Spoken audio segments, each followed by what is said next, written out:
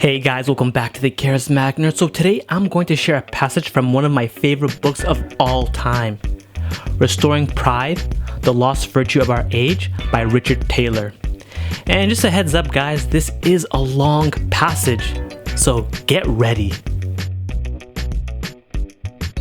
Another aspect of such a program of self-creation is that you can, at any point, start over. You need not invent your life once and for all.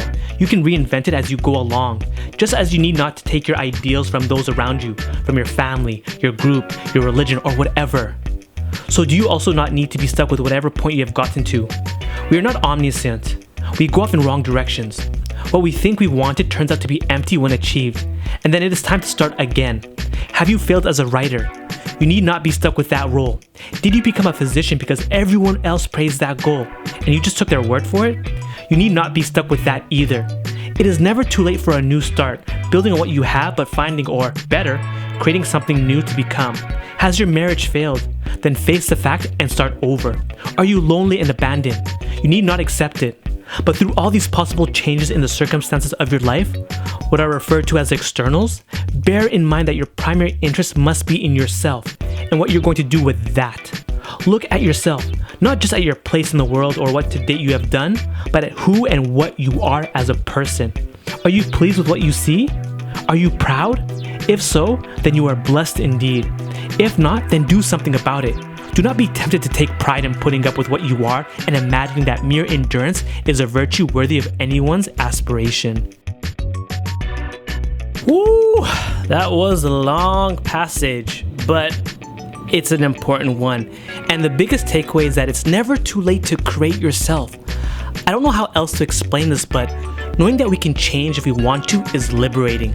Sometimes it feels like we're stuck with the decisions we've made in life, and we wish we could start all over again. And I've been there. But Richard Taylor is challenging us to be honest with ourselves and our current situation, and to do something about it. Some will think that Richard Taylor is just blowing steam and all, but in his book he brings up many examples of people changing themselves later in life. And one prime example that he used was Malcolm X. If you don't know who Malcolm X is, don't worry guys, I'll give you the Cliff Notes version of his story. So, to put it bluntly, Malcolm at one point in his life was a thug. There really is no other way to put it. Mind you, he had a harsh upbringing. His dad got murdered when he was a kid, and his mom got admitted to a psychiatric hospital around that time. And to think that things couldn't get any worse, Malcolm and his siblings got separated via the foster care system. So Malcolm had a pretty rough childhood. And the sad part is that it didn't get any better.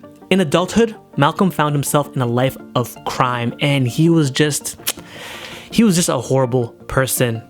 Eventually, that life of crime caught up with him and he got convicted and sent to jail.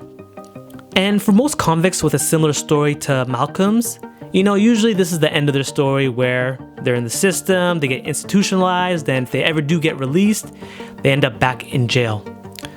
But Malcolm took a different approach. In jail, he devoted his time and energy to developing himself. He learned to read, write, and debate. Again, keep this in mind, all in adulthood, whether it was in his mid or late 20s. He used all his time in prison to cultivate himself. And after spending 10 years in jail, Malcolm comes out. But he doesn't come out the same person that went into jail. No, he comes out as Malcolm X, the legendary civil rights leader. And that's what most people remember him as. If you want to know more about Malcolm X's story, you can definitely read his autobiography. And that book is probably one of the rawest books I've ever read in my life. But I digress. Now, to get back to the main point of this video, don't think you can't develop yourself and change the direction of your life. You have to remember this, guys. You only have one chance at life and a lot can happen. And this isn't some corny motivation. This is us breaking the illusion of thinking we have to stay the way we are currently. So with your one shot at life, devote it to bringing the best out of you. Alright, that's enough corniness for the day, or maybe even the week. But again guys, thank you for watching. Please don't forget to like this video, comment, subscribe to my channel, subscribe to my newsletter, and guys, remember, you're not just any type of nerd, you're a charismatic nerd.